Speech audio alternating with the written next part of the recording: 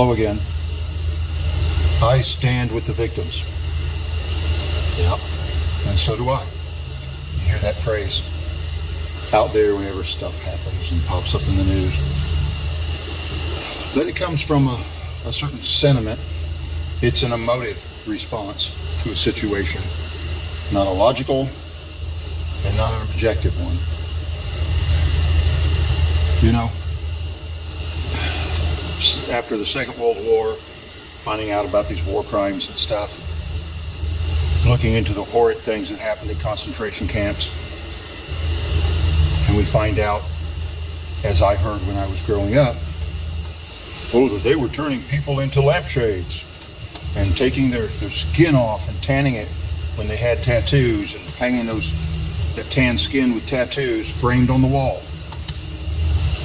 Yep, they did that. But it wasn't the men running the camps that did that. A little more objective investigation found out it was their wives doing this. So you can't just take it prima facie as evidence. You've got to look into it. You've got to remain objective. Now, you meet people, you hear stories, like some woman comes to you telling awful stories about her husband, so you assume she's the victim. You've just disqualified yourself from looking into this, because she's not a victim. There is no victim, there is no perpetrator, there is no criminal at this moment. All you have is her story. So you look into it and you talk to the husband, and now you have his story. And you have some insight as to what the overall story might actually be. Now,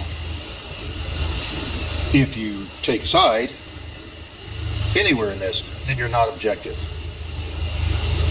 You're acting like a high school girl who's sticking up for her friends, and how often that high school girl found out that the friend was the bad guy in the situation, responding emotionally or responding to peer pressure. See, what's missing in all this is masculinity. Masculinity induces a certain self-confidence, which gives you the ability to remain objective and not react to things, but to be able to look into it and see what is really going on.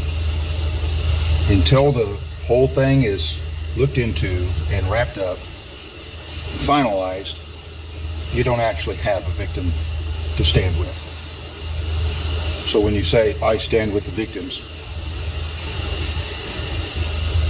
you're revealing